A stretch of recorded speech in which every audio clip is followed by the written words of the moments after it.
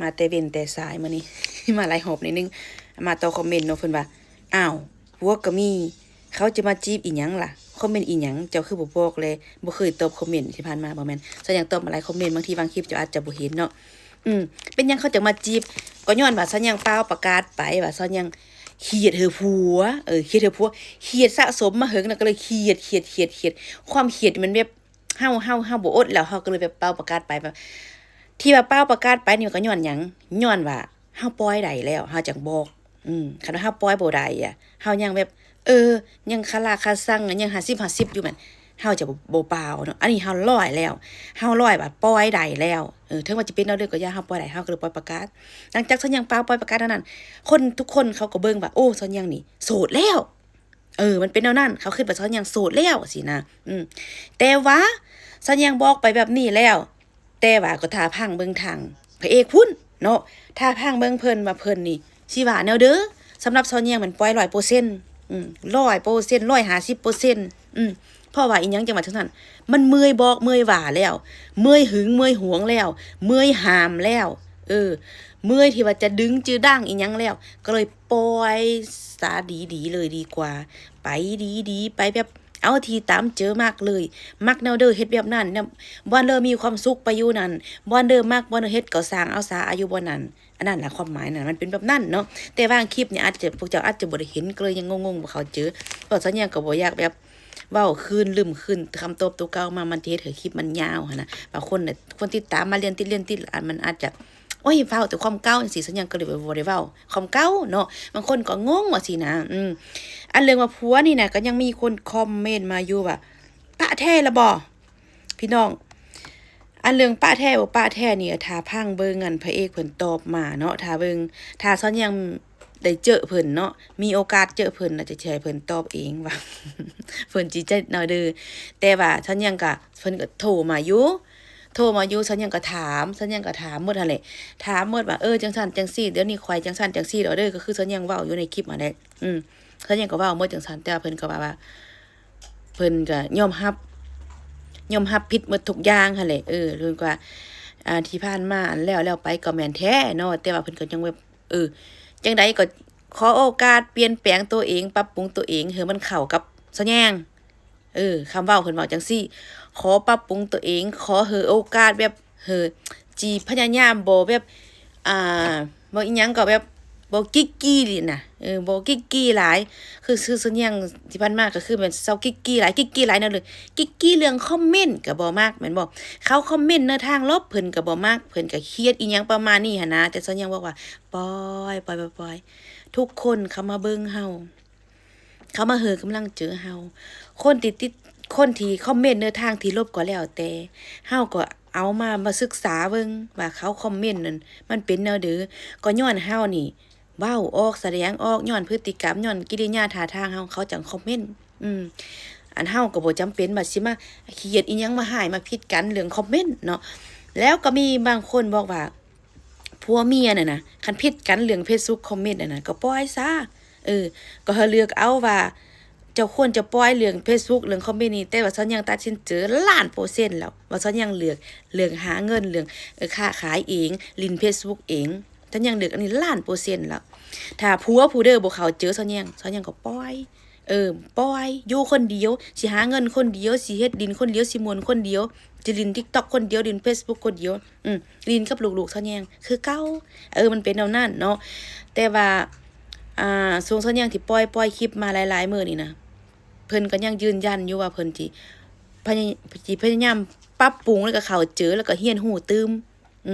คำตอบของเพิ่นก็คือว่าเพิ่นจะเรียนรู้ตื่มเพราะที่ผ่านมาเพิ่นก็เรียนรู้จากสัญญางนี่หลายเติบอยู่ว่าการใช้ชีวิตแบบสู่ชีวิตเป็นแบบเด้อเพราะว่าที่ผ่านมาเพิ่นสัญญางก็บ่ฮู้ว่าเพิ่นได้สู่ชีวิตบ่สู่ชีวิตก็บ่ฮู้เนาะเจอกันมา2 ปีปลายได้ใช้ชีวิตอยู่ร่วมกันไปมาหาสู่กันแต่ก็บ่ได้อยู่นำกันตลอดทุกมื้อทุกเป็นทุกเดือนทุกปีบ่ได้อยู่ดนๆเจอกันเทื่อนึงดนเห็นกันเทื่อนึงก็คือว่าหั่นแหละคำตอบเนาะแต่ว่าสัญญางนี่บ่ได้ว่าเลยมีแต่ว่าสัญญางนี่จังใดก็เป็นผัวเมียกันสัญญางคือว่าให้โอกาสเสมอถ้าว่าเจ้าเฮ็ดได้สัญ สัญญาบ่ได้ว่าบ่ปฏิเสธจังได๋ข่อยก็บ่เอาเจ้าข่อยบ่ได้ว่าถ้าเจ้าเฮ็ดใดแต่สัญญาบอกไว้ว่าถ้าเจ้าจะเปลี่ยนปรับปรุงตัวเองเจ้าจะอยู่กับข่อยแบบสิเสิร์ชชีวิตหาเงินแบบข่อยสู่แบบข่อยเจ้าสิเฮ็ดใดบ่มันทุกข์ได้แล้วเจ้าสิมาพื้นอยู่กับสิ่งที่เจ้าบ่มักเจ้าสิทนได้ดนส่ำใดเพิ่นว่าได้เพิ่นว่าลองให้เวลาเพิ่นพิสูจน์ตัวเองลองเบิ่งว่าเพิ่นว่าได้เพิ่นว่าท่าเบิ่งโอเค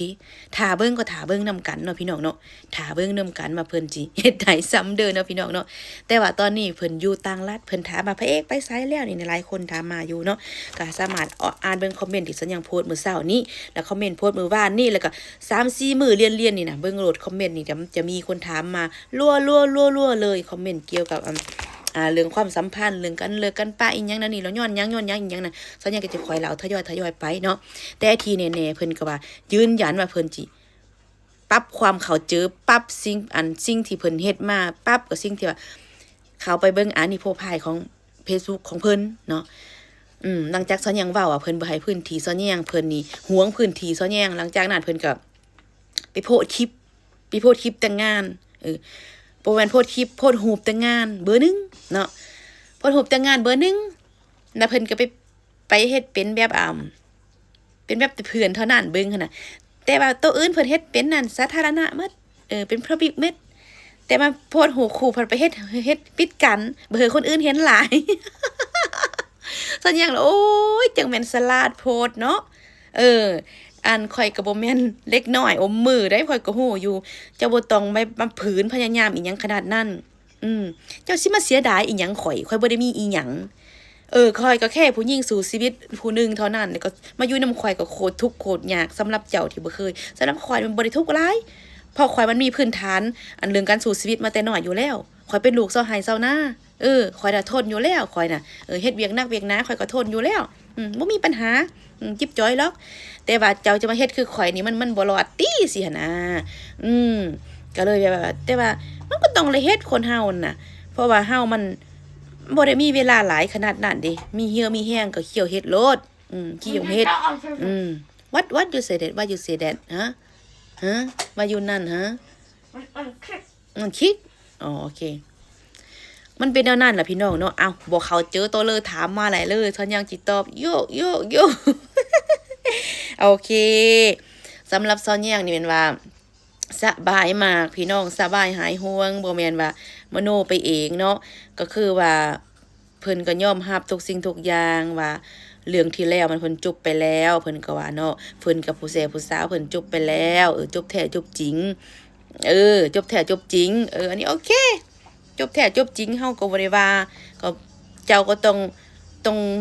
พึกเจ้าเองเจ้าก็ต้องไปบัดตัวเจ้าเองบ่ต้องมาเฮอคำสัญญากับผู้ใด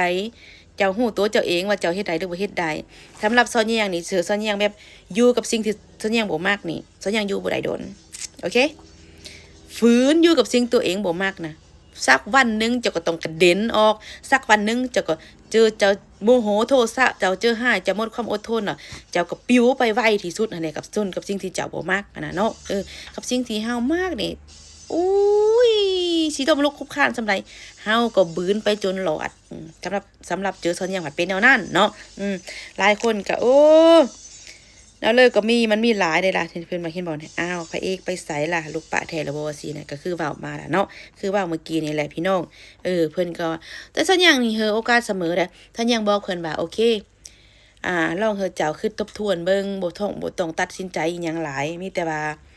คิดดีๆแล้วเราจองข่อยบอกข่อยทีหลังก็ได้บ่ต้องไปมาบังคับตัวเองข่อยบ่บังคับผู้ใดข่อยอยากเต็มใจยังก็เต็มใจแล้วมันซื้อชีวิตมันก็จะง่ายไปไวไปของไปง่ายมันบ่กระติกกระตักบ่อึดบ่อาดต้องเฮ็ดด้วยใจแท้ๆเด้อมันจังโอเค